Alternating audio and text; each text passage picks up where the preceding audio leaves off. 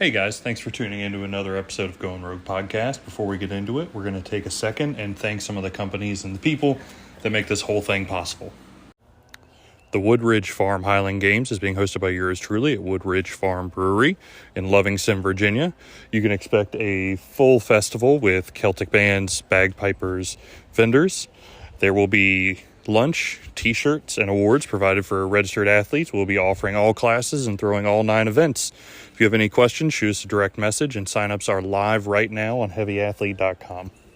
Heavyathlete.com is a cross-compatible database, meaning you can link all of your historical scores from NASGA to your Heavy Athlete profile, regardless of how your name was ever entered. All of your new scores will automatically update into NASGA going forward as well. We've created a pro women and a lightweight women's class, meaning you can finally see where you rank in your actual class. It's receiving updates all the time and is free to use for athletes and ADs. For more information, go listen to the One Turn NASGA No More or go to heavyathlete.com. The Battlefield Highland Games is being hosted by yours truly October 19th this year in Fredericksburg, Virginia. Registration is live on heavyathlete.com. Lunches are provided, t-shirts are provided, awards will be provided. We're going to have all classes and hopefully all 9 events, and we hope to see you there. On the note of fuck that, welcome to another episode of Going Rogue. I'm Jeremy. I'm still Matt. We're still us. The boys are back together. Yeah. It's been too long. I'm actually here. Yeah, this is amazing. We're both in the same state at the same time. That's crazy. That's been weird.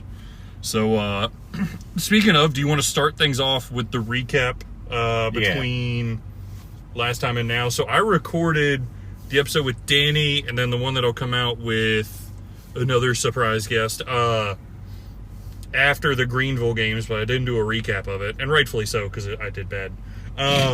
Spoiler alert. But Matt was also off doing things. Matt, do you have your phone on you so we could actually, it's dead. It's always dead. Okay, it's always dead. Fuck it. We'll go from memory here. I knew what I threw. Yeah, and I know relatively what I threw, so it's fine.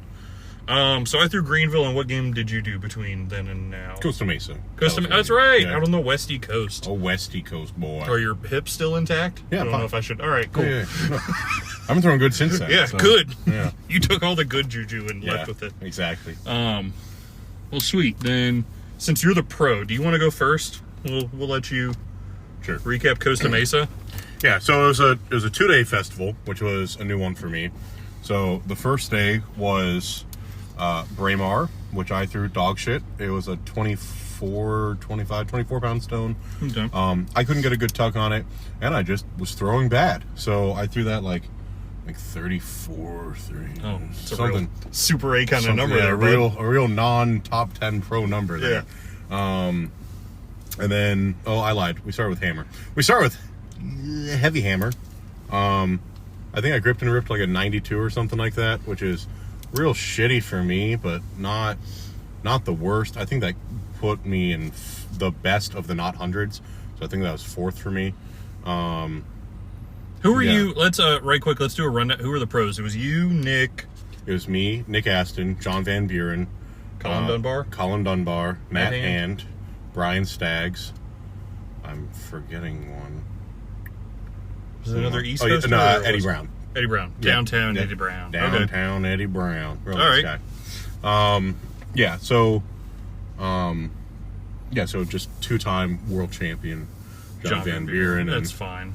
3-time Olympic trials athlete Dunbar and Nick. Yeah, Nick the freak ass and Nick thick anyway. But no, he's not. That's what's so weird. It's like 245. Yeah. 6'2", 245. It's disgusting. Doesn't make sense. He's a freak. I was watching what I didn't explain, like he posted a fairly close to max effort deadlift the other day that like is and then it was a 300 behind the neck clean and jerk. He's so it's so fucking springy. I don't understand. Yeah. If you make him be static, he's he bullied me into a better wob. Yeah. He was asking my numbers, and he was like, yeah, so what the fuck's wrong with you? Yeah. What's up with that 800-pound deadlift, and why the fuck is it not? Yeah, why aren't you throwing 17 feet? Yeah. It's honestly a question I've always had. It's we're getting there. So been confusing. Yeah. So, but anyway, so that's hammer and Braemar. And then we threw Sheaf, which I zeroed out of. Because I didn't bring my fork with me. Even that thing you went and you were like, oh, I'll finish in the top part of sheaf because no one on the West Coast throws sheaf. And then you... Zeroed out. Yeah. So... Something was in the water that weekend because... Yeah. Twins! Yeah, buddy. I have a pro-level sheaf now. Exactly. And then we threw caber. We did caber on both days. So this was technically... One was for score and one was just for... Yeah, so this was our games caber. The next day was our... Challenge caber? Challenge caber, which, plot twist, same caber. Just to show people caber. Yeah, cool. just to let John abuse us more. Thundery. Yeah. And then... this is being recorded in my truck, by the way, everyone. We were supposed to... The gym is gymming right now. Look at Bobby through the gym glass every once in a while like a ape in a cage. Yeah. We're in the safety distance. Yeah. But, he can't run this far without tearing something. No, that's my customer complaint gorilla. So, anyway, and then we were supposed to do some extra events. Like, we were going to do a cake from X height, but Nick broke the upright 3 or 4 times. And, so that was the end of the first day. Real mediocre. Real bad, even. Okay. The following day, we opened up with light hammer. I threw like a 116, 117, which is a decent mark for me. It would have been a good mark last year. My hammer stiff regressed significantly. I just wasn't able to hold on to one. So, that was good enough for third. No, I lied. Fourth in that event, which hammers are not a good event for me in general. They have been getting better, but as far as the rest of my numbers are very competitive in the top 10, the hammers are not. So then we went from hammer onto open stone. I scratched 2 of them and ended up power throwing like a 43 something. So that was just a bad showing in stone. Yeah, your stones were not great. Going from throwing 50 the week before. Yeah, like, 52, right? Or something? Close 50 and 2. 50 and 2. Okay. Yeah. So that was a poor showing, but at the same time, we really did have similar weekends. Yeah. It's crazy. Lightweight, I couldn't get a hold of one. I didn't. Oh, sorry, I had heavyweight the first day. I didn't talk about that. Yeah, day 1 I threw 3 throws over 41. I ended up with a 42. Didn't feel like I got a hold of one of those either. And based off of practice yesterday, I was right. So I'm expecting my weights to be kind of grotesque this year. Do you think it had something to do with throwing in a winged versus a standard? Or absolutely. Is that... No, it was absolutely. Because I wasn't able to be as wide as I wanted to in the back, and I've started... If only you ran a podcast with someone who owned wing trigs and could just bring them to you. Yeah, but I didn't. Fuck it, you know. Or you could just paint them on the ground. Yeah.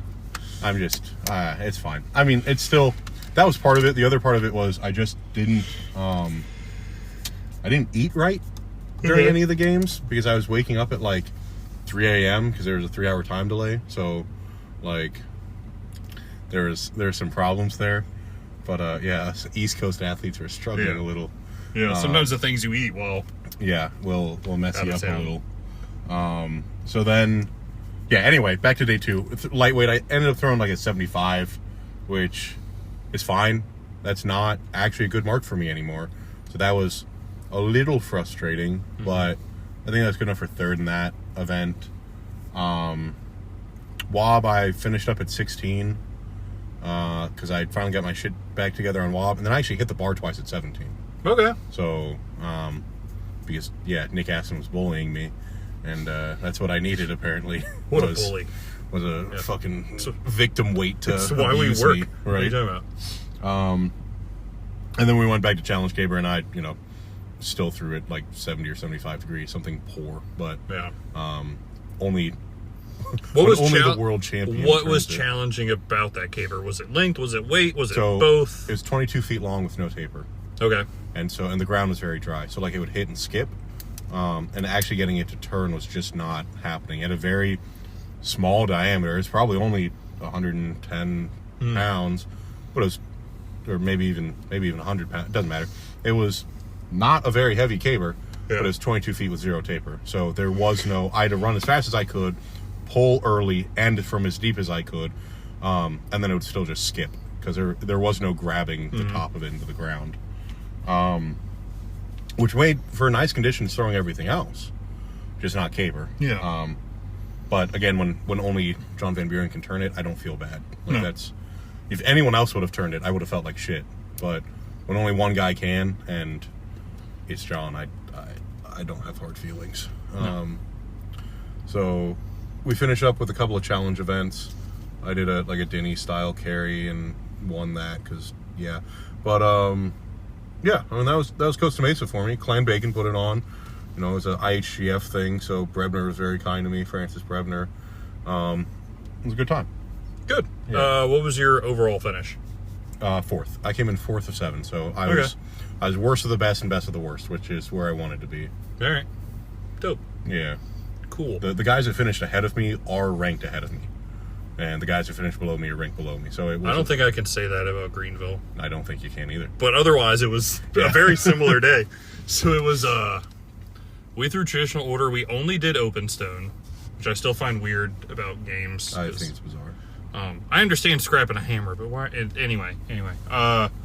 We threw open stone, and similarly, I threw mine like shit. My glide has been... I'm trying to focus on bringing up so many things with lightweight and hammer and sheaf, and so you can only focus on but so many things. So I think my first throw was like a 36 In what? glide, Okay. open stone. And I was I like, thought you were oh. talking about lightweight for a second. No. I would have killed was myself gonna drown you. in the middle Yeah. of that field. Yeah. No, I had a bad lightweight day. It wasn't a 36 day. Good God. So, let me, before we get into the details, too, of some of the things that were irksome, Aaron George put on a fantastic game. I love Aaron to death, and the field was amazing, and, Good. it was a great group of guys to throw with. There's my caveat for all the other things I'm going to say that may make me sound like an asshole. You had a shitty time. It wasn't. We'll get to it. All right, so, because I don't think I'm saying anything rude when I get there, but I just want to put on a caveat that everyone was incredibly nice, and it was great. So yeah, that was my first stone throw. So then I power through like a 37 and then tried to glide my last one and it was shit again. Good. So I ended up in like the 37-ish mark, which is not stellar. Who of note were you throwing against? Cody Mitchell was down there. Okay. Ross Alewine was. Zach something, I've forgotten Zach's last name. There were some other like decent throwers. The vast majority, like half of the A field, there were 11 of us. Mm-hmm. Half of the field For a big field. was compared to like Savannah where we only had 5 guys. Right. Chance was down there again, threw against him in Savannah. Chance Supco, Chance. I believe you. Yeah, so like it's a lot of guys that are consistently throwing a 14-foot wob, a 80 plus heavy hammer, a around 30 heavyweight, like around 40 in open stone. So like the better half of the field was doing that. So anyway, yeah, that kept me upper mid pack for open stone maybe. But certainly not where I wanted to be. I traditionally like for stones to be one of my better events, and that just wasn't. So it'd be like, if I had thrown a 40 or 41, I'd have been top 1 or 2 in that. I don't think we had a lot of guys go over 40, but 37 just wasn't enough. There were a good number of guys at 38 plus. So we didn't throw Braemar. Then we went to weights. So heavyweight, Chance lost one, and I almost lost my left knee. That was exciting. Glad that didn't happen. It's good for you. But heavyweight actually went okay, which is weird because it didn't go okay for me, but I won it. So I think 29-11. Yeah. I want to be over 30 in all the games where I'm feeling good, and I wasn't. So that was a bummer for me, but I won heavyweight. So take it where you can get it. I took 1 extra. Here's one of my tiny gripes. So we had, and this is a learning process for people, we had a new judge who was shadowing a judge and learning, and that just makes some things frustrating.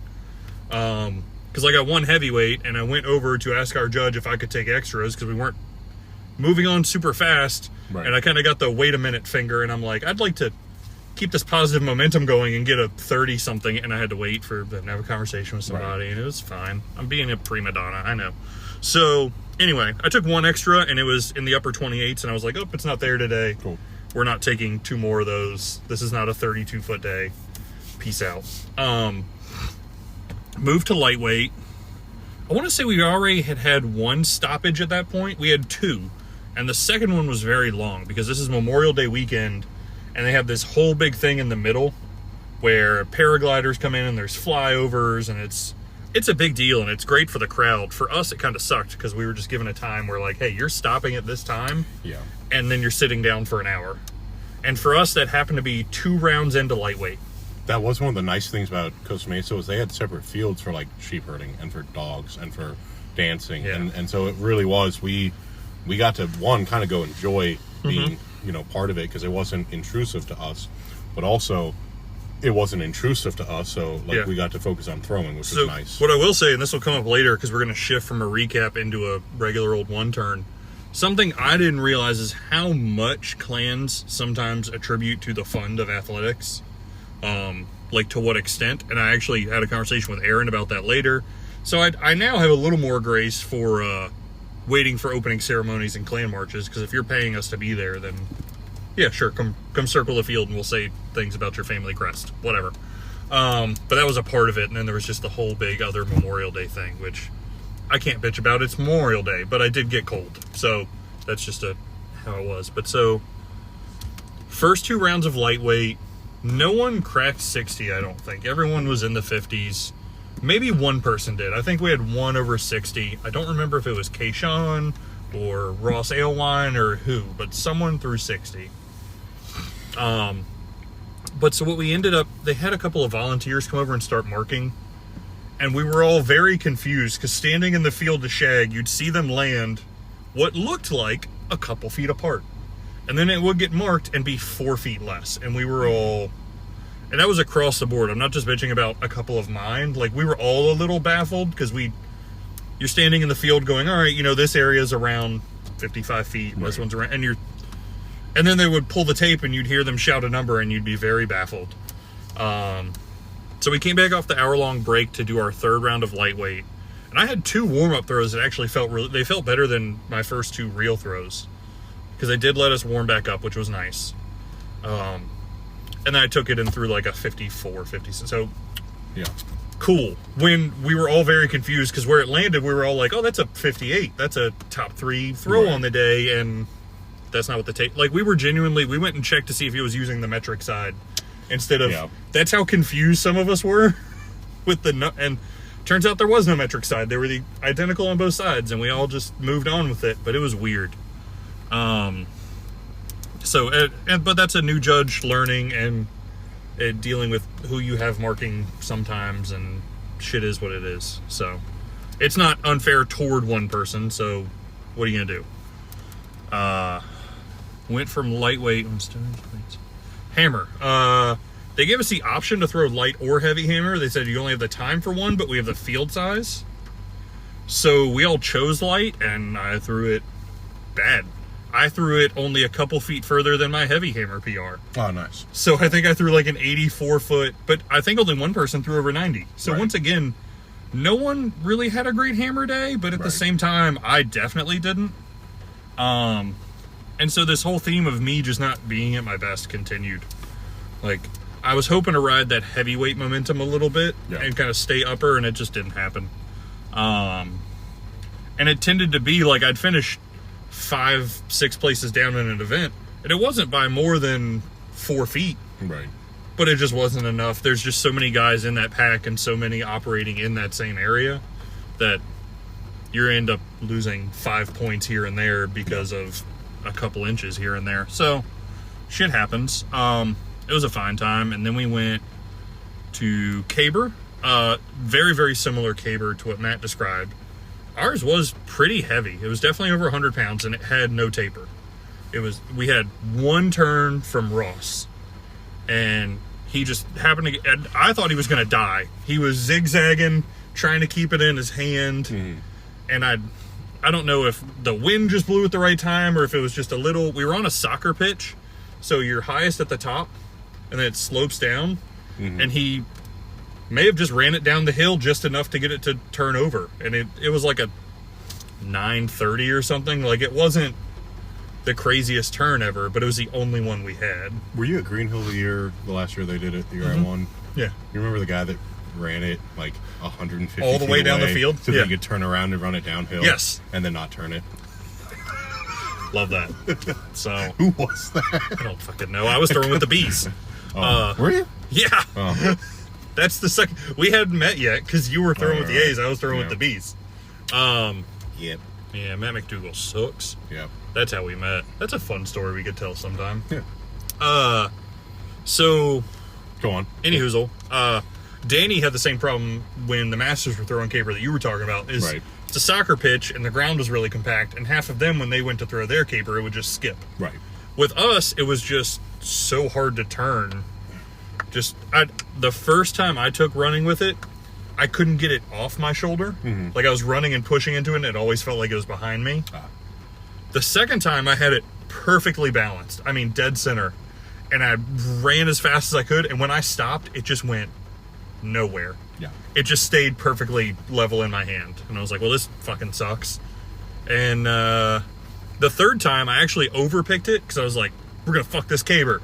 And I overpicked it, and it landed on my right wrist, but in my left hand, so I had to dump it. Yeah. I couldn't, it was too couldn't heavy to fix, jostle right. back, and so I almost killed Jeff Crouch. I dumped it the way you're supposed to. I turned, I laid it down gently. Right. Just so happened that apparently Jeff was over my right shoulder, not my left. Nice. I was like, sorry, Jeff. And he's like, it's fine. In his very Jeff Crouch way. And then we all moved on. So that was caber. One person turned it. I have no idea where I finished in the pack for caber. Sure. I'm assuming upper middle, but Right. fuck if I know, man. That was just a game of who's side judging and what are they calling what, which is honestly always very up for debate, I think, Yeah. if you were to actually break it down, but we have a silly sport and it is what it is. So, sheaf. Much like Matt, I also no-heighted sheaf. Do you still have my bag? Yeah. You piece of shit. But I'm going to see Greg this weekend. Cool. So, At that game, you're not going. at that game I'm not going to. Well, I'm resting up so I can go to a different game. We'll talk about all that in a minute. I have more games, too. Actually, the same day, right? No. June 15th? You throwing that day? No, I lied. I mean, Okay. maybe. I don't know. I don't think so. So anyway, hey, you want to drive to Massachusetts? Fuck no. You want to ride to Massachusetts? I don't know. Anyway, just We'll see. 10 hours of this, but it's a lot.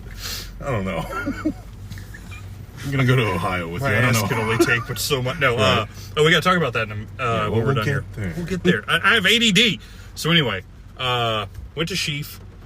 The first one I threw, I came in at 20. Gross. It was, I hadn't been able to practice it for a couple of weeks. So I came in at 20, and it was between the standards, but outside of the bar. Oh, got it. Yeah. So it's a 10-foot bar, and the standards bow out, and some judges are very Yeah. particular about that. Like, it has to be directly over the bar, and it was not. Second one was the same, and then third one was outside. And I was like, well, There it is. beer tent. Fucking... Yep. And same Which reaction. I had to hide outside of the thing because Scott gave his speech at the beginning where if any of us were caught drinking, we were out of there. And I was like, I'm just not going to get caught. Right. I heard the right words. Yeah. I understand. Yeah. You're not going to see me out here drinking a beer. So, went and did that. Had a really long break. Got to chat with Aaron a bunch, talk about ADing, talk about just life because he's my boy. And it was a good time. Like, it was actually nice to know height and then get some time to actually walk around, which I don't usually get to do with these things.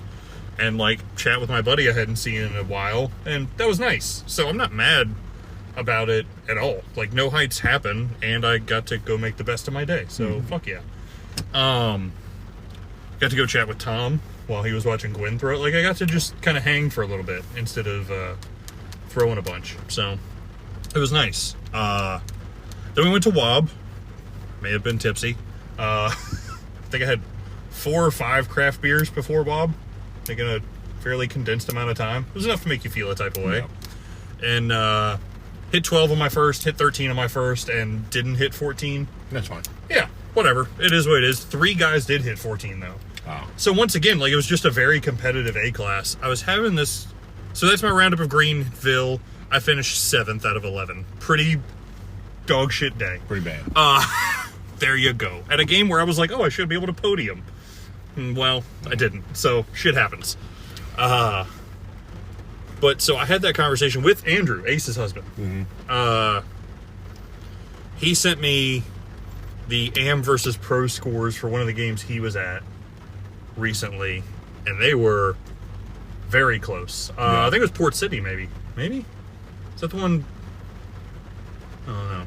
Maybe. I don't remember which game. So don't take me at that. But they were all very close, and we Port City's the one that had women's ECCs? Yes. So, like, they had A throwers throwing within 10% of the vast majority of the pro field.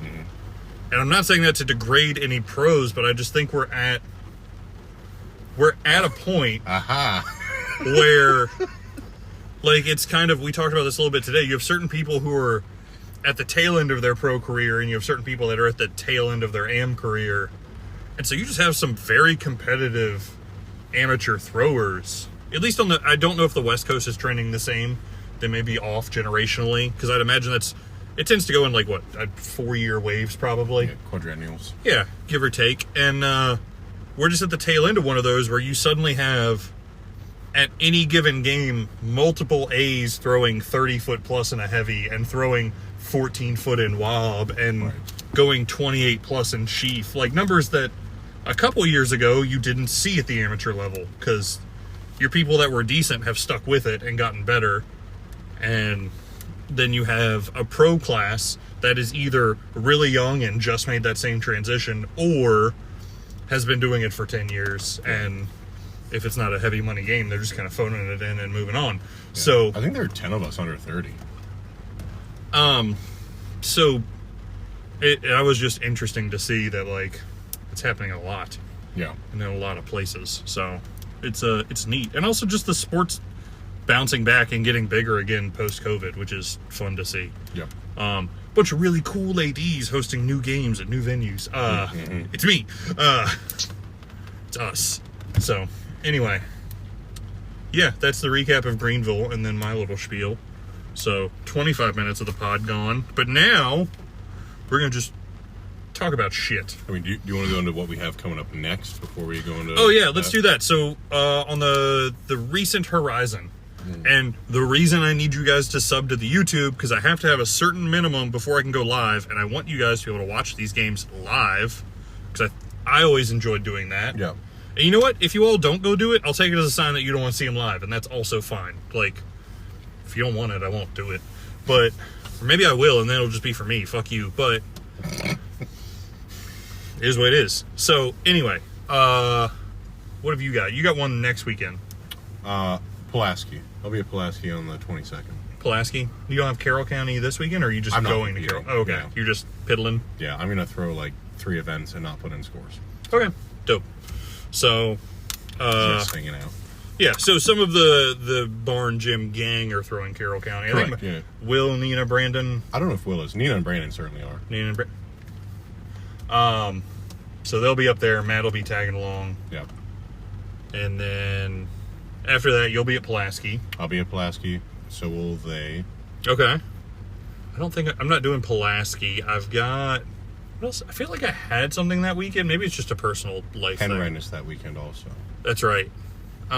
Which I'm not signed up for because I got an invite that we'll talk about. Or not an invite. My application went through. That's an invite. Yeah. Because then they send the invite. Fair enough. Sure. An invite. So any hoozle, I've got No Fame home games next weekend, the 15th. Yeah. Looking forward to that. Because this has been the year of me trying to go to games I haven't been at before. Just part of the reason I'm not doing as many of the local Virginia ones that I'm driving. Yeah. Which turns out is hard on your body, but who knew? So I've got No Fame on the 15th, and then the first weekend in August, I'll be at Dublin, which I'm pretty pumped Ohio. for. Yeah. That should be sweet, because they've got a new group ADing it run by Mandy, and Mandy's a sweetheart. And Max Mays. And, oh, sweet. Yeah. Hell yeah. So, yeah, they're both cool people. Is Max throwing, or is he just... I think he was ADing. Oh, good. Yeah. I don't want to throw against that guy. Yeah. I want to get beat by whoever else is going there. Right. I like Max. He's a cool dude. I enjoyed throwing with him at ECCs. Yeah. I met him in West Virginia. Him and his bucket That's hat. the weekend of No Fame's West Virginia. That's right. Okay. Yeah. I knew y'all were doing something the weekend I was... I don't know if or I'm potentially, but... whatever Alex wants me to do. Yeah, you'd have to be invited to do it. Right. Cool. So yeah, those are the two I've got coming up, and I'm excited for both because I've always wanted to do one of No Fame's games, like just to get up there and say I did it. They're a little out of the region, but no time like the present. And we have a good history with Dublin. Yeah, Matt won Dublin last year and may well be road tripping up there with me just to hang that weekend. So, I probably will. Yeah, we need to talk logistics, but that's not a podcast thing. That's a later in the bed thing. Pillow talk, if you will. Right. We'll start calling these pillow talk instead of one Pillow turns. talk, yeah. That's when you know we aren't wearing pants. Right. I have sunshades. Put them up. Why is that truck shaking so much? Below the fucking... I just put tires on this thing. So, yeah, I'm excited for both of those. I'm for different reasons. No Fame just because I've always wanted to do one of their games. And Josh, while I think he rubs some people wrong, has always been very pleasant with me. Sure. So I'm excited to go up there and throw out one of his games. And it looks like it's a half new field and a little bit of experience. So it'll be interesting to throw against a whole group of people I've never thrown against. Like to get out of the Southeast a little and meet some of the people that are typically in the Northeast or maybe from a little further in there. That'll be cool. So I'm looking forward to that. And then Dublin will be kind of the same because I have no idea who else is going there. I've talked to one or two people, but like women throwers that I know are going. Right. I don't know who else is going for Amanda's us. Going. Yeah, Amanda. Schroeder. I think Emily. Yeah, Schroeder's going. So, yeah, I don't know. We'll see who goes up there. I know Brandon's not going. Yeah, Brandon didn't get invites. Yeah, so we'll see. But I'm excited either way. Danny had to back out. So, Webster. He was going to go, and he had to rescind his application. When I say Danny, I think of Autry. That's fair. So, yeah, we'll see how that goes, but I'm excited for both of those. They both should be cool. So now I'm definitely not going to try and pick up any other games before there because I want to be peak athletically for Dublin. I think it'll be the higher level of competition for sure. No Fame, I just want to go put on a good show and, try to throw good and beat people just because I'm competitive, not because, like, Dublin's going to pay for my Saturday night hotel and give you a dope-ass place to throw at. Like, I want to give them a good show because they're nice enough to invite me and to believe that I won't shit the bed, So, we'll see who's right there, Dublin. But that should be cool. I'm really looking forward to that. So, all right, that is our upcoming. Yeah. Cool. Now we're going to move on and just talk about some random shit that we wrote down that we haven't had a chance to... Before we move on. Okay. What is your long-term season? Like, what's the game you actually give a shit about this year? Because I don't know that one right now. Honestly, right now, Dublin is the top one that I can think of. Yeah. Are you doing ECCs again? I'm debating it. Okay. I don't... Just because I've traveled so much and tried to make that the year of doing that, I'm very on the fence for ECCs. Sure. I don't know. I hear it. What I'd like to do is go back in my season at Richmond the way I've always done. Yeah. And since I won it last year, I think it'd be cool to have a two-peat. We need to get Richmond on the books. Yeah, it needs to exist. Yeah. That's part of it. But my other goals are just to... so I've got two more this year that we're running. Going Rogue is running. Spoiler alert, guys, you'll mostly see me running those. Matt is essentially stepping into the role of equipment coordinator, and then I'm the talkative one if you haven't put that together. Yeah. So I'm the one that you'll see on the mic and talking to venues and stuff like that. So we're leaning on each other's strengths here, and Matt's is that he owns a fucking gym and can bankroll that, and I am chatty. So I've got two other venues, and I'm really excited about them. Going chronologically, it's the Woodridge Farm Games south of Charlottesville, out in Lovingston. Third week of September. Yep, September 21st. Chad Clark put me in touch with them because I originally approached him, and Chad's just stretched too thin. And that venue is cool as shit. And what I really liked is that they took everything and ran with it and did it immediately. Like within 2 weeks, they had clans, pipers, and vendors already agreeing to come. So we already for sure have... Awesome change of pace. Yes. Like, I love some of the other places that we've been at, and we'll continue to be there. But some of these places, because all the venues we work with are starting fresh. They're trying to do something new and different. And some of them are just strong in that ability, and some of them need a little work. And so trying to drag some of them forward has been a bit of work.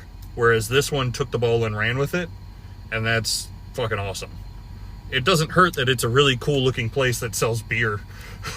Yeah. I'm also pretty stoked about that. And makes great food. And they're going to feed everyone. Nice. So, hell yeah. You get cool food, beer, and to hang out with me all weekend. So, but I'm very excited for that one. I've been in the talks with people because it being a new venue, they're not putting up money for a pro class yet. But I'm trying to find ways to fund like a women's pro class and then maybe a men's pro class so that we can show them why it matters. So if you're any of those things listening to this and you think that's a grand idea and you have nothing to do September 21st, hit me up. But I'm genuinely really stoked for that one. That could be a really cool recurring game. Yeah. They have the space for it. They are a permanent venue. They do other events there, which is nice. They have long drive contests because they have the space where, like, they host weddings. They do all sorts of shit. So, I'm really pumped about that. And then we have the Battlefield games. I'm also excited for that, mostly because of the location. One, the Battlefield Country Store is dope. And two, just a ton of the throwers in Virginia are from the Northern Virginia area. So it's made it very easy for them to sign up and go. I don't know how many years we're for sure going to have of that being a recurring game, just because of the real estate that we're throwing on.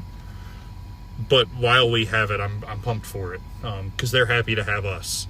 I don't know if we have the space to turn that into a whole giant thing and to run it for the next 10 years, but we'll do it while we can. And if there's a whole bunch of dope athletes in Northern Virginia that we can get into throwing, then cool, I'm here for it. Yeah, so that's my goal for the remainder of the year is Dublin for sure. Try to have a good showing there. I have no misgivings that I'll win, because I'm sure there are some very, very competitive people probably going there if history says anything about that. Right. I mean, if it's me and a bunch of nearly 7,000 point athletes, I need one of them to tear an ACL, and I don't wish that on anyone, so I'm going to just not do that. But yeah, then like keeping a win streak going at Richmond would be cool. Maybe ECCs, depending. Yeah, come down to Willie's game with us. Oh, I've signed up for Holiday. Yeah, I was going to say. Because it's finally not the first weekend in December where I'm usually busy. There you go. It is now the second. All right. So now I've signed up for that. So hopefully, I mean, a lot could change between now and December when I'm signed up. Yeah. So yeah, I want to go have a good time down there. Either way, they can keep my money because it's a charity. So good for them. Yeah, that's my goal for the year. Sick. It's not a lot, but the goal was to do less games this year and just to do quality. Yeah. Which I honestly haven't done yet. It's been a very mediocre year, so I needed some lofty goals to kind of get that cooking. So. Yeah. What about you? I'm waiting till the 15th to see if I get a Celtic invite. I'm in the top 10 right now, so I potentially will, but the top 3 from last year get automatics, and then it's the 7 top after that, and like Damian Fisher hasn't thrown yet this year. I'm currently sitting in 7th or 8th on NASCA, so a little bit higher on the system that's real, but like if I get an invite, I think it would be beating out Wes, which would just be emotional. But like that's really it for me. I mean, I've got 5 or 6 more games this year, but I really just wanted to be in the top 10, and I'm there. So hell yeah, continue. Try and hang on to it. Yeah, just working. Like I'm not too pressed right now, actually. Yeah. Oh, I'm trying to get this mustache to come in more. That's another. I see that. Yeah, it's coming along. It's coming along. It's not like mine. No, well, I'm not allowed to have one like that. You like that? Separate. Yeah, I can't do that. Yeah. It has to stay at the edge of my lips. Ah, gross. Yeah, the wardrobe standards are get them bummer. lips longer. Yeah, just stretch them out. So, all right. Now can we? Now move we on? can move. Now on. that I've said it 3 times, we're finally gonna do it. So we're going to go back to a true old one-turner and just talk about random shit. One that we wanted to touch on was field management. This was Matt's idea, but I think it's a good thing to talk about because I've seen it, especially getting to games I haven't been to, I've seen a lot of different fields run different ways. Yeah. Going to not just Massa games this year. Yeah. And a couple of shags, it's been different. So what did you want to say about field management, Matt? What? Oh, I was just asked to talk about it. And our thoughts on field management. Okay. I think you can do it right and you can do it wrong. Yeah. I went to one game this year that what I'll say they did right was they had a shitload of novice and C classes and Bs, and they got a ton of people throwing, which is awesome. It grows the sport. It gives people something to watch all day long. What sucked was they kept them all separate and had 7 flights throwing all day long. So then your smaller flights sat around and waited all day. Right. Instead of merging 1 to 2 of those together. Or if, let's say, one of those trigs had gotten really chewed up, you had nowhere to move anyone because everything was full. Right. So I think that was one extreme of they were doing too much. I also can't imagine you're increasing your expenditure so much needing 14 judges instead of 10. Right. You know? Like, well, 7 judges and 7 scorekeepers as opposed to just running 4 flights of people. Yep. Condensing your novices or your master's classes or something, like, could also help you out there. So I think that's important. And then something I'm trying to, that I haven't figured out entirely yet, and every venue is going to be different with field management, is also location of things. Like where you put trigs and all of that, because you're somewhat bound by the space the venue gives you. And then also trying to figure out where your people are going to congregate anyway, because that's where you want to put your sheaf standards and your wob standards and maybe the back of your weight throw areas, but also maintaining safety. And so that's a whole nother ball of wax about field management. And then something I touched on with Greenville's games is you can't control but so much, because if the clans have all paid you money and have helped athletics be a thing, because that's traditionally the way it goes, you're going to kind of have to give them the field for the March of Clans. It is what it is. Now, if you have the space, would it be good to run all the other stuff somewhere else? Yes. What I also saw that they did at Savannah is something that was awesome for the crowd. They ate it up, and it sucked for the athletes. So it's hard for me to say which way it was. But so after opening ceremonies in Savannah around like 11-ish, they shut the field down still, and they did a cricket demonstration, they did a rugby demonstration, they did a tug of war, they did a kids kilted run. Like, they had 4 other things that all would take the field and then take the field, and then it made a very long middle of the day. And it made it awesome for the crowd, because you drew a ton of people in before you did caber, and everyone had a great time. And I guarantee you, everyone that left that festival said what a cool time it was, because they don't give a shit if they're watching us versus kids running in a certain... They're fine. Right. But so that's great. I don't know how you would even fix that, because I genuinely think they were right for doing it. Well, so like, especially from the standpoint of a festival, they created a cooler festival for all the people that paid to be there by doing that. You do that by setting up a schedule and sticking to it up front, right? Like, because if you knew that you had a 2.5 hour break after whatever event, then you know that, and you can plan for it, and you can eat accordingly, and you can plan accordingly, and you can take a nap in your car, and like you have options because of it. But when it is when you are part of the entertainment but are unaware of the scheduling of the entertainment, it does feel like you're getting thrown around. But like, they obviously knew the schedule. That's fair. So then it's a sharing the schedule. Expectations make it much easier. Right. If everyone knows what to expect, it does. Because it was super fun to watch. Yeah. And they even had all of us athletes form a big circle to have the kids run around us. Right. And that's really nice and cool. I just didn't know that was something we did. When the athletes don't get the same flyer as the crowd, it makes it hard to comply with things like that. It also just game day. Some people get very dialed in mentally and have a hard time being flexible, and you could keep them in better spirits by just sharing that info sooner. So, That would be a good solution to that, because if you're going to have an entire festival run, they need to use the space and they need to entertain the people that have paid to be there to be entertained. Yep. But yeah, informing people would help. All right. Yeah, that's my field management. I don't know that I have too much to touch on other than that. 1 bathroom every 10 people. Oh, God, yes. Okay, so bathrooms. That's something I put into the packet that I send a venue now that wants to run a game with us as ADs, is that we need at least a bathroom in close proximity to the athletics field. Yeah. Because I know how much that matters. Yeah. Like, I need somewhere, because we are trying to be good entertainment for you, but we also do need to run a certain pace. People need to be able to leave and use the bathroom if they need to. They've been hydrating all day and drinking caffeine and doing all, like, they need to be able to go take a piss. Yeah. So I've made that a thing where I'm like, please either have all the porta-johns near us or give us one on the field and then they can walk to the other ones if it's busy, just something. Because I want people to be able to use the bathroom. Yeah. And there needs to be a sufficient number too.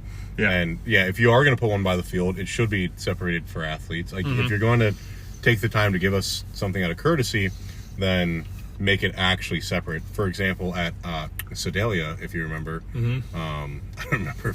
Do you remember that porta potty off in the far corner? Oh, that overloaded? The one that Graham had to stand on top of to shit. Yes, because you couldn't, because it overflowed. There were too many people. Too full. Yeah, because it wasn't just athletes using it. It literally broke the rim. Of, like, there was so much in that toilet. It was disgusting. I stopped using it.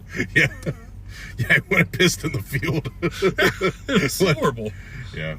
Yeah. And I'm sure someone's truck camera caught it, but whatever. Enjoy. Yeah. No warrants yet, right. So it's fine. In Virginia, it requires the intent to be seen, so you're fine. Right. I knew that one. You told me that. Yeah. And you were like, I don't intend. Yeah. You're just screaming it.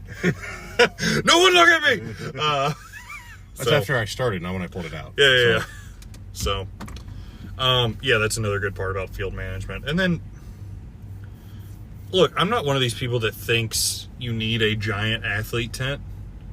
But you either need that or an area for athletes to put their pop-ups. Yeah. And I almost lean more toward that side, because I find that even the places that do give you a large athlete tent, everyone just wants to bring their own pop-ups and have their own space anyway. Right. I love that. I like the idea of give the athletes and their family, because that's the other thing. A lot of those people are going to bring family. Yep. And they're going to want a spot for their 2-year-old to kind of be contained and like all of that stuff. Because if they're coming out there to support them for a whole day, you want to give them that. So I like the idea of an athlete village more than just one big tent. I liked the way that we ran it, like for Lloyd's, and the way that I'd probably run it in the future is we'll have 2 10x10 pop-ups that are us. Right. For award spaces and score entry and t-shirts and all of that stuff. Yep. And then give the athletes their space to go set up their thing. You don't need me to... Everyone in these games owns something to shade themselves with. Yep. So... Or make friends. Or make friends. Just be social. That's why most of us are here. So go do that, and then it's fine. So, yeah. Anything else about field management that's come up for you in your brain about not that? Not immediately. Actually, I do have one. If you're going to have hammers at an event, have a field big enough that you can throw hammers. Yeah. I mean, that has come up more than one time. And I know that, like, ADs kind of get fucked at the last minute sometimes, but whatever the event is, we should make sure we have room and or stop the other things. I've almost killed someone with a lightweight at Radford because I hit the lines of the sheaf standard at 75 feet away because that's how far away the sheaf standard was at Radford. Yeah. So, like, Nick Aston nearly killed everyone with hammer. And granted, he's... Stop being so good at hammer. Stop being so good, Nick. But, like, it was a real concern.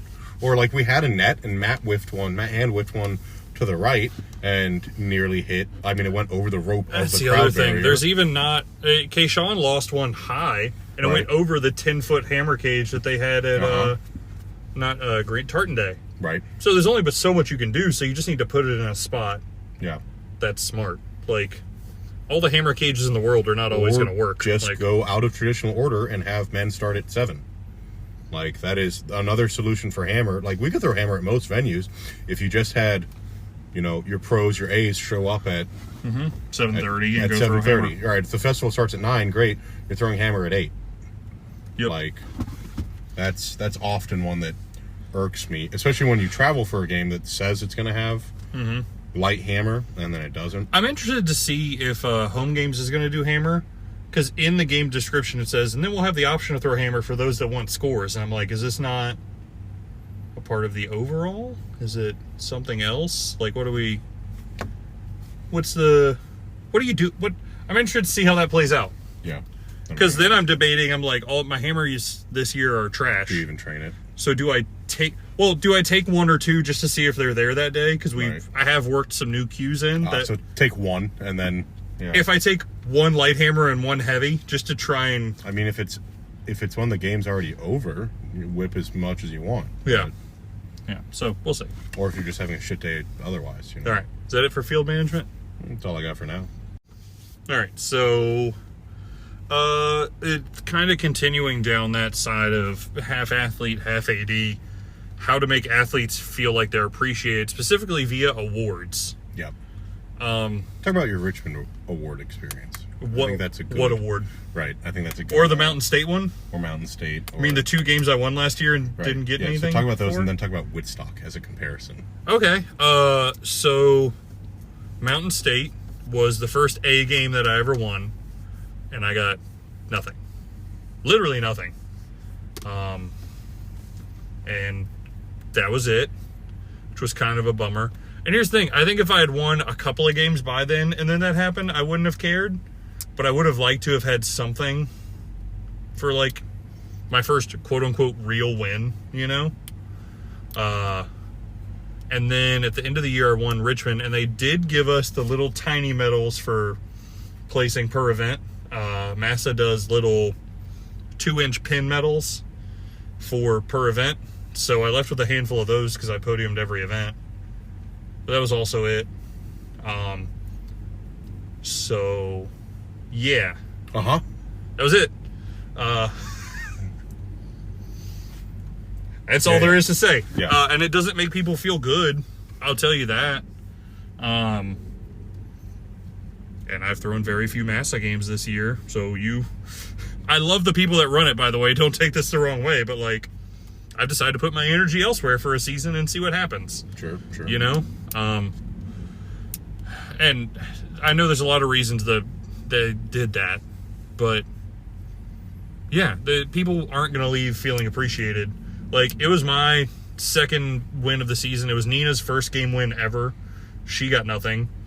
Like, so, and I'd print something off. Literally give people anything. Honestly... Yeah. And that's one of the things they do. Yeah. Yeah. They do that in California, once people could get... That's what I'm saying. Literally pre-print a bunch of blank certificates that you can fill out their distances per event. Yeah. And then have the AD sign it. Yeah. And it's something they can take home and frame. Like, give them something. And it's, honest to God, you can find cost-effective ways to give people something. Yeah. Like, we've bounced around a lot of ideas for our upcoming games that... Look, we're lucky that Matt has a laser engraver. That'll be helpful. Yeah. But there are companies that will just laser engrave stuff for you at a okay cost. And Emily Adams started making trophies that I think are cool that look like wob weights that are literally just 6x6 blocks cut eye bolt and a shackle with a wooden ring, and you can buy a pack of 20 of those wooden rings on Amazon for $20. One of the coolest awards I've ever seen is Frank Sharp. Now will take just 2 rocks and he will attach like key rings to them. So they look like little Denny stones. So they look like Denny stones. And we'll put them on a wooden plaque and they're fucking awesome. Yeah, they were super cool I for love them. Awards. Yeah. Make it something unique, and no one gives a shit how fancy or not fancy it is. Also, costume swords are $25 on Amazon. Yes. We did that for Lloyd's, where for all of our premier classes, you left with something pointy. Yeah. Just because people like to hold them and take pictures of them and then put them up on the wall. Like, I forget her name and my phone is dead, so I'm a bad person. But the treasurer for SAAA also does their awards. Okay. Her husband is Sal. I remember that. He's the bagpipe player. He follows us. Okay. I know you've seen him before. It doesn't matter. Okay. But she does her awards, and like she makes them specific to the venue, specific to like the time of year specific to all of it. She makes them by hand. They're really nice. They're cool looking. Like for Costa Mesa last year, Costa Mesa or San Diego, I don't remember. It was a pair of like sunglasses, and in the sunglass it had the beach and a guy throwing caber and a guy throwing wob. I think I have it in my car. I'll go grab them when we're done. But it was like, this is sick. This is awesome. Yeah. Like if I got this as my award and I saw that someone had taken the time to make this thing that looks good, that I can take a picture with and post on Instagram, that my friends can see and then say, oh, I want to sign up and do that. Yeah.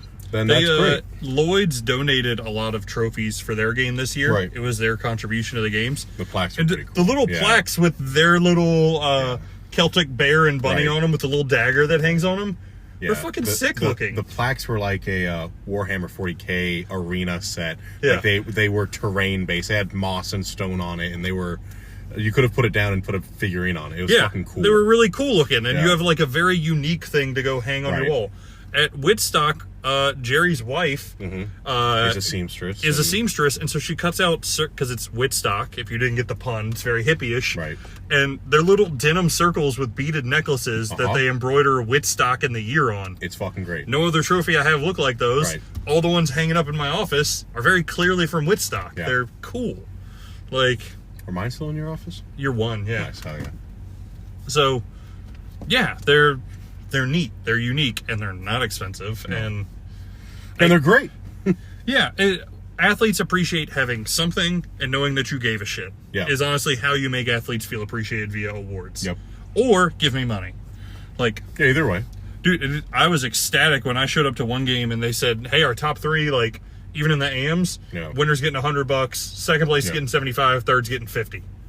Like, cool. That's not a ton of money, but you just paid for one of my tanks of gas coming down here. That's awesome. That's ecstatic. Yeah, that's fantastic. So, do something for people. Like, just anything. And make it funky and weird and different for your game versus everyone else's. Right. Like, it's one thing if you're a backyard game, but when a backyard game is out competing a festival game, it's like, ooh, fuck, like there's a problem here. And a lot of them now are, so do better. Says the guy running a lot of backyard. One of them will be legit. Yeah, true. The other two, backyard. All right, so to continue to flow into things that we like or don't like. It's just been a while. It has. We had a lot of ideas, and because we're in season, we don't meet up as often as we want, especially now with Matt throwing pro, so we're not always going to the same places. The good old boy system. The good old boy system. Or as we call it, the bad system. No. The bad boy system. So this all kind of stemmed. Well, it didn't stem. It's something we've always had opinions on. But Matt made a post on NASGA Facebook group saying, should there be point minimums for pros? Right. Just wanting to, I don't know, make people angry that day. I was just bored. I was bored and I have a computer. Yeah, I want to stir the pot a little. I have access to the internet. It's everyone's problem. Yeah, no one stopped me yet. Yeah. Oh, God. Oh, God, don't stop him. We need him. So, point, counterpoint. And I had some cool, and I talked about this in the Danny episodes. Some of the people have already heard part of this. Right. Because Danny had a very well thought out response. Yeah. And then I continued that conversation with Aaron and Tom at dinner that night. Okay. And so, do you want to go first and then I can cover that? No. Or I'm curious as to what you have to say. All right, so here is the consensus from all of them, right? I'm biased in this right now. Oh, yeah, and I go back and forth because I don't necessarily have a dog in the fight. I just have lofty dreams. Sure. Who knows if they'll happen. So, the conversation that I had... for the, let's say, all right, we're pro point standards and minimums, right? Why do you do that other than wanting to continue to legitimize and grow the sport in that regard, right? Sure. Because it's nice to have a freak or two come along every year. If we became legitimate, you could have 10 freaks come along every year. And that would be sweet from a competitive and athletic standpoint. If we had 10 8,000 point athletes rather than 3, it would be fucking awesome. It'd be insane, right? So that is kind of the boiled down version of the pros should have minimum standards argument, right? Is that we should start to legitimize things. Now, it could possibly then snowball into You have to legitimize every part of the sport, and that is one hiccup of, is that even possible? Sure. Hypothetically, yes, but maybe not. So, the counterpoint I was given, one is entertainment, and that was kind of Danny's big piece, is we're entertainment, they should be entertaining. Yeah. Right? Because, and then Tom brought up something that I'd always heard and believed to an extent, is the crowd can't necessarily tell the difference between a 70-foot throw and an 80-foot throw. Without a good announcer or markings on the field, or necessarily even then know why that's more impressive to an extent. Okay, I can see part of that. Sure. So then I broached the topic with Aaron and Tom of, yeah, but if we ever want to outgrow the festival model, if we ever want to become something akin to World's Strongest Man or so, because I think that's as far as you could possibly push this. You're not going to make this as unified as soccer, or it's not going to be track and field. But. Correct. But if you wanted to make it more like World's Strongest Man, that has really sizable payouts for their big shows, and a determined pro class where you have to earn a pro card, things like that, you need to do something. And the counter argument is that we're just not capable of outgrowing the festival model and where we are now. So making the best of it is entertainment. Sure. And if you accept that, then the argument dies. I mean, it's... Sure. If the sport is incapable of growing past this point, then, fuck point minimums. Right. And that's where it lies. So that's the boiled down version. I talked about it more in the Danny episode. Yeah. But it's basically that, you could try and do all this, but we're not going to, so why not just have fun in the meantime? Sure. But I don't know. I waver back and forth because I see the point there. Because is there enough money to even be made? Would enough people pay to see this to do that? Would it? I don't know. Maybe not. Yeah. I mean, so I personally think it's a poor argument, but... Because here's the thing. I will say I find an 1,100-pound deadlift more impressive, even being a Highland Games athlete, than an 85-foot lightweight throw. So here's... But that's just me. So here's the world record is more impressive than an 85. But I understand what you're saying. But percentage-wise here. I think that because World's Strongest Man is the highest point we could get to, I think visually they're cooler than we are. Sure. We can't do a bunch of keg-loaded squats and car leg presses, and that's not our sport. We're within the confines of these 9 events. That's an argument, but to say that you couldn't be at the scale of track and field, I don't feel like is a legitimate argument. And track and field's way bigger than strongman, so it becomes true. Like, I think that you are short selling. Why couldn't we just be a third thing? Right? Why can't we just Why can't we be a festival game? And while Bobby stands out here in his Rogue Arnold Invitational whatever shirt. Yeah. Fucker. And by placings, we are equivalent. And so, I mean, you can make actually direct ties here. But I think, so, to go back a couple of spots here, to target one by one here. I don't know if I actually believe in point minimums anymore for going pro. All right. I think I believe in point minimums for staying one. Okay. So, I think that at the point that you aren't in the top 20 AMs, you should be an AM. Okay, so use it as a comparative. Right, like, Which I think is fair, and that goes back to what I was saying about Andrew messaging me. Right. Like... And then for the entertainment scope, I think it's less about the distance and how you look when you do it. There's a stark contrast between how I look when I'm throwing a lightweight and how I looked when I was throwing a 70-foot lightweight. When I'm scratching half of my throws, even though it's a 10-foot difference, let's say, a 15-foot difference, which is not that discernible on a field. I think that's a field marking problem, but I don't think that's actually a problem with distances. I think it's a field marking problem. But I think that one comes down to they look fucking different. Like, when you watch me throw and you watch you throw, those are different looking. Yeah. No, but they are. Yeah. Those are different looking throws. That's why yours goes 20 feet further than mine. and why I don't scratch anymore. But only for a lot of them. Well, yeah, well, and 10 feet on heavy, right? But Shut up. 10 feet on open. And no, but It's almost like they're proportional. it's crazy. But so I think the distance argument is a little. I understand where people are coming from that, but I think that's a marking problem. I mean, the difference between, is it not entertaining to watch a guy throw a 70-foot shot just because Krauser's going to go hit 77, right? I mean, that's the same 10% difference. And then here's the thought process I go down. Right. People will never know the difference if you don't promote it. Right. And and it also doesn't happen overnight or at one game. So that's I think the biggest problem in the sport is people minimizing the sport. Is people not wanting to put in the effort and the challenge and the risk it takes to actually say, no, this is a really cool thing and this could be bigger than it is. I think that's the problem with it, is that people do say, it's a little festival game, or, it's, we're LARPing an ancient sport. It's like, well, like we were in the Olympics at one point. Heavyweight was in the Olympics for 3 Olympics. So the best guy ever was 38 feet, which means I'm better. But, like, that's... It's also the 40s, and there was a depression now. Yeah, well, it's 1908. But, 1963. Yeah, the maximum height for a human was 5'6". Right. Yeah, but like we did used to be tied to these things. Shot putting is still a thing. Like, and there's still shot put only comps where they close down streets in Kansas City and throw down them, and there's 15, 20 grand cash payments for throwing a shot put down a street. Can we go? This is I've been and watched, but. Like, would we get anything? No. Fuck. No, Krauser shows up. Oh, shit. Yeah.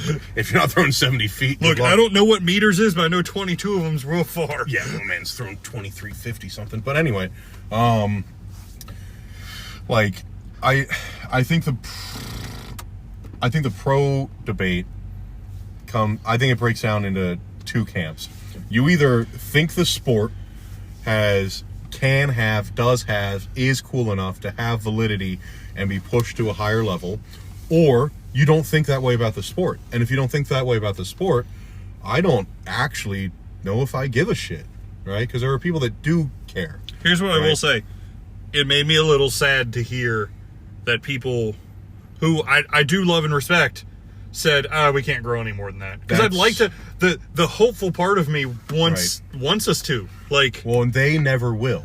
And that's the thing. It's like, how can you say that? That's like saying, I can't be smart enough to be a doctor. Well, then you can't, right? I can't. For sure. But like, to sell yourself is like, I don't. But if I was a 16-year-old kid saying that, who still had the potential to be. Exactly. Like when once you know what a fuck up you are. Yeah. But like, I've had 32 years to figure out I'm not a doctor. Right. To not have the faith in the sport, to not have to relegate it to, some festival, some hick thing that these drunk fuckers do. I just I don't know. I hear that and it pisses me off every time. It's a little bit of a bummer. Yeah. Yeah, it's a bummer that they feel that way because I don't. Like, we were on ESPN. We can get back on ESPN. We were on ESPN with really shitty quality, So you absolutely can come in and make a new website, legitimize things, put things together, get on ESPN, put out more information, start coaching, put out more resources. Like, the fact that there are only 2 like legitimate books on training for our sport, and I personally don't agree with how either of them trained. Like, it's like, we don't know what the fuck is going on, period. I had this conversation with Mike and Jerry last night about, like, I, by points, by ranking, am a top 10 pro right now. I have really decent to good marks in my events. That's what it takes to be a top 10 pro. Without Hammer, even with Hammer. Yeah, I know. Like, I was going to say, in spite of my shit hammers, I'm a top 10 pro. So, let that speak for what it will. But what I'm hearing is hammers don't matter. It's good because mine are the dump this season. They each matter. Yeah, hammers matter 22% of the total.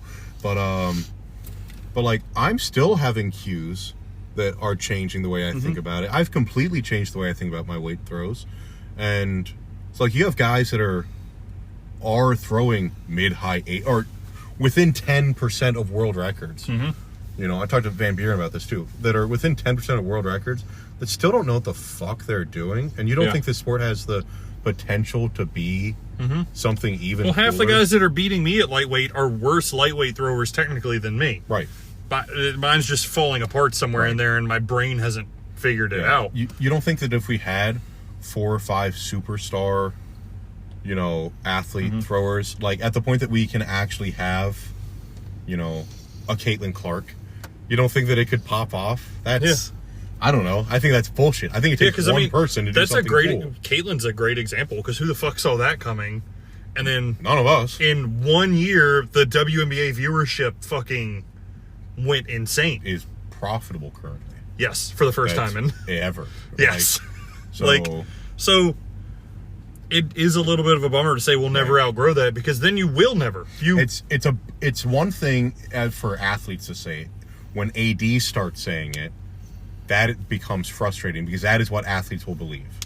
When the AD say, this is just a fun little thing, I'm not going to train for a fun little thing. Fuck that. Like, you're not going to have guys that are coming in from other sports. Like, if that's what I heard, if that's what John and Wes told me when I did my first game at Pulaski, I would have not ever done another comp. Yeah. But they said, hey, this is a really cool sport.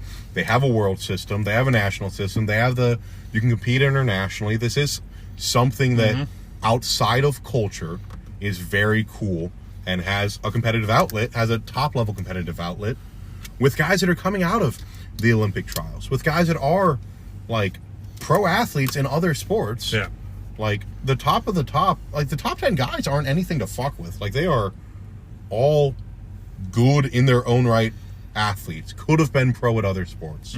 So, or are or were, like, I don't know. Like, why the fuck is football so big except that we all played it? Why do people watch fucking running or CrossFitting or anything else? Like, yeah. But, it's not illegal. What he's doing is fine. But, oh God. Yeah. No, the mindset doesn't help. So. No.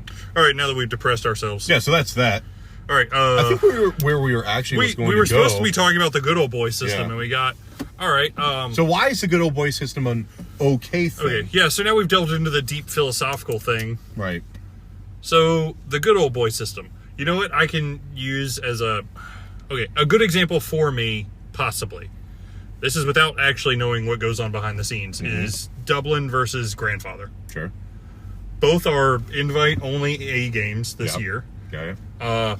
Dublin had a application system and then looks at your marks. Yeah. Grandfather is some people got an email or a text message and some people didn't. There was no application. I don't know the rhyme or reason. Right. There's your two sides of the coin. Yep. Which one has bigger competitions? Which ones attracts bigger pros? Yeah. If there are bigger athletes, if there are big A athletes at Grandfather, it is by happenstance. There are big athletes at Dublin. Yeah. I mean, there were 2 of us over 7,300 points. There were 4 of us over 7,000. Yeah. Like, there were... One of us over 63 this year. Right, yeah. Like, we had... Our A group was a legitimate pro class, and in fact, the winner went pro. Jeremiah Bartholomew just went pro, so the third place guy went pro. Patty could have, but he's crippled. But had the opportunity and turned down because he's... Because he's Patty. He's a silly boy. Fucking the pit coach. Oh, fuck.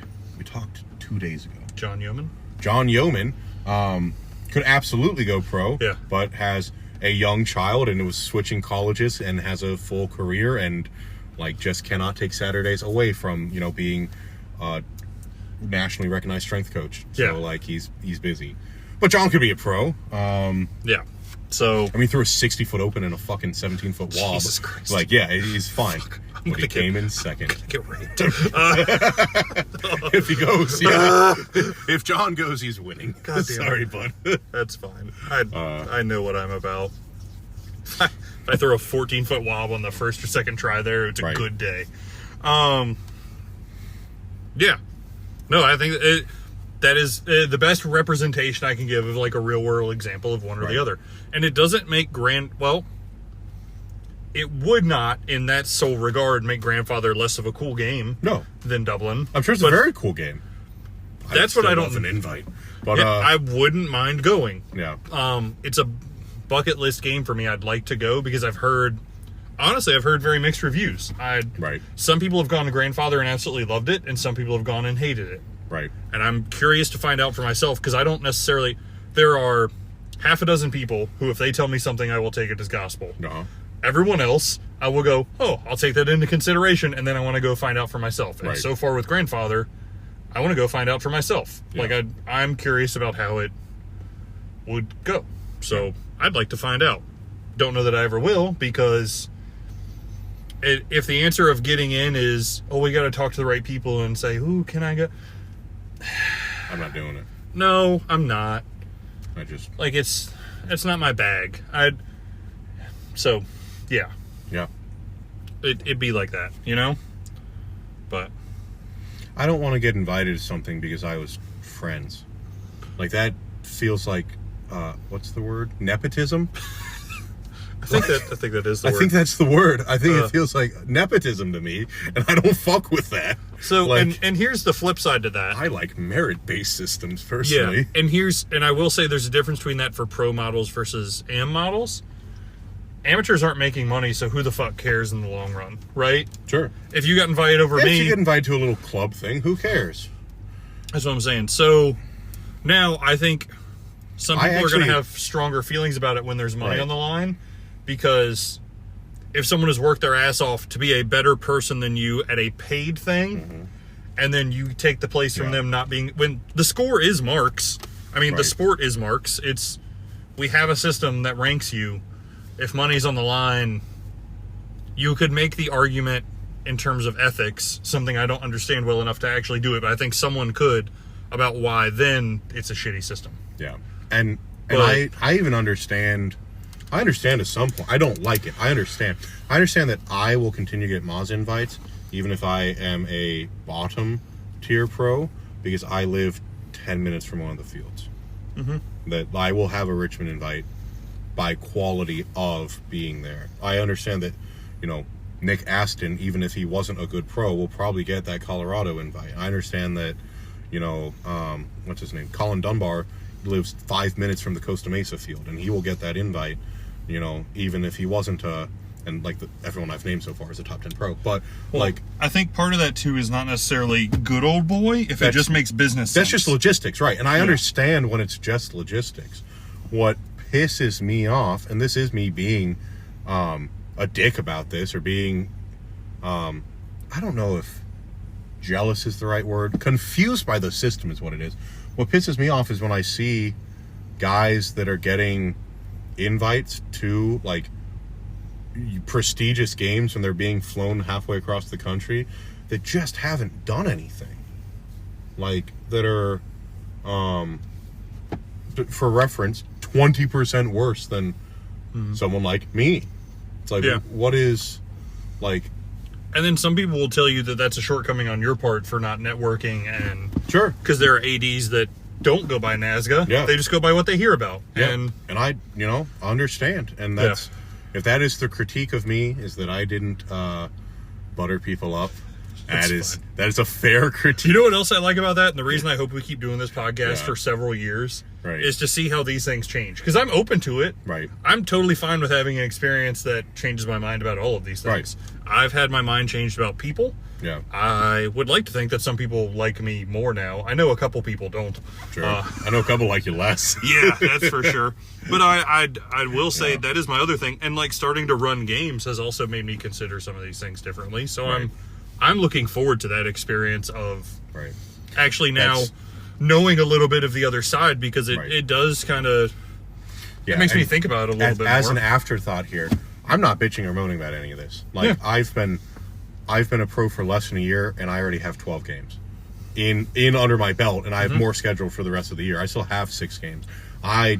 It's not luck when you're getting invited by score, but I was extremely lucky to kind of know what schedule I was going to have up front and know that, like, all right, if I do go pro here, I'm going to have, fucking 16 games before my first year's over.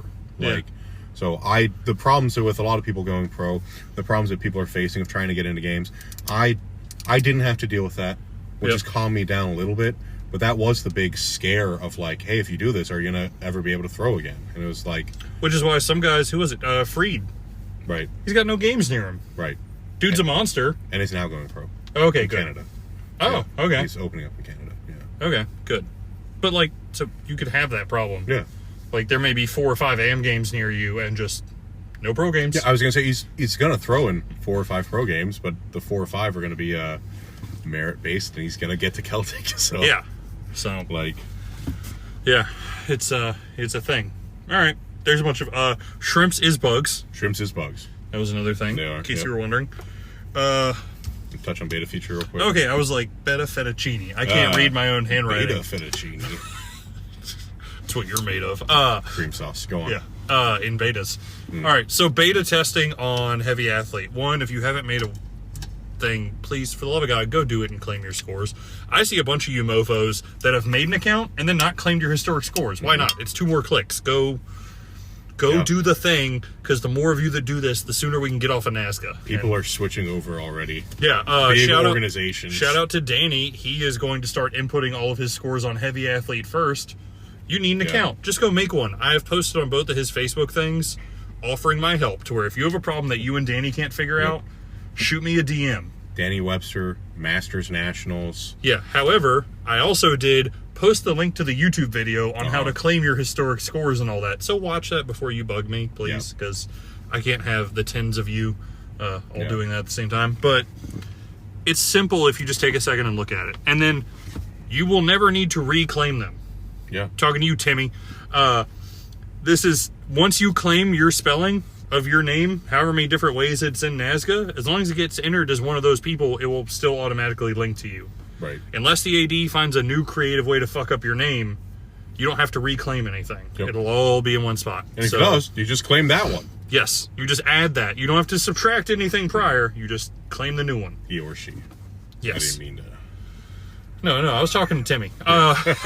So, yeah. But we have a beta feature on there. Where you can essentially add hashtags to your bio line.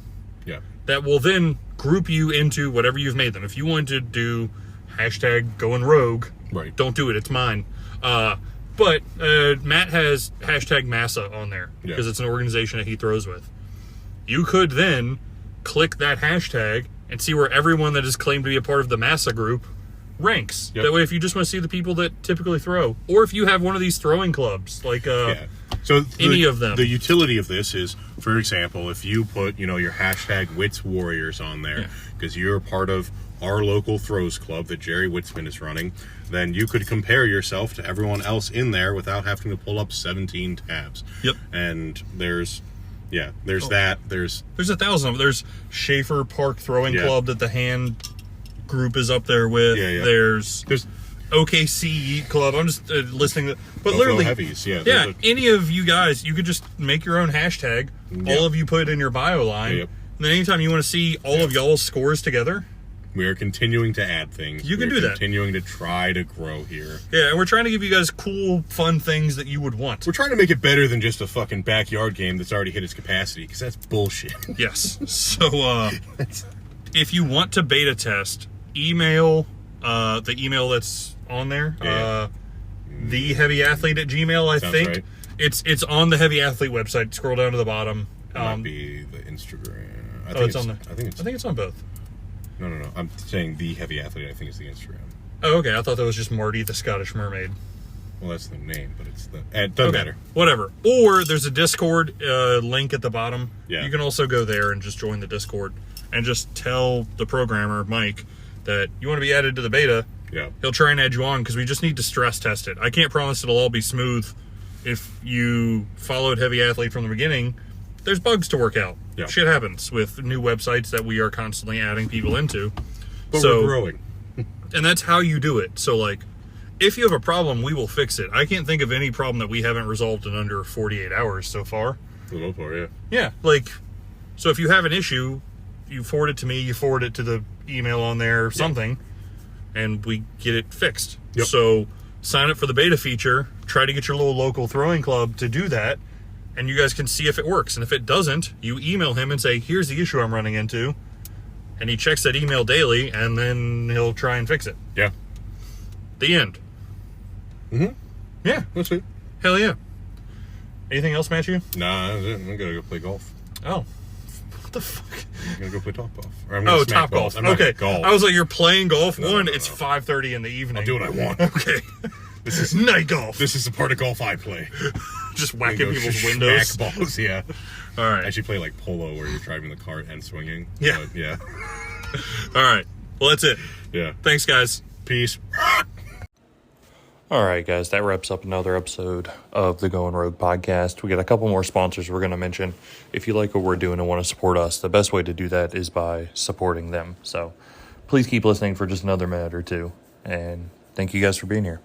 The Barn Gym. If you guys are anywhere near Caroline County, Virginia, or Ruth or Glenn, or if you like making a drive and find yourself somewhere near the 95 Route 1 corridor in the northern part of Central Virginia, stop on by and check out the Barn Gym. It is the only 24-hour strength facility in that area. It has everything you need from Highland Games to strongman to powerlifting to grip sports or just general fitness.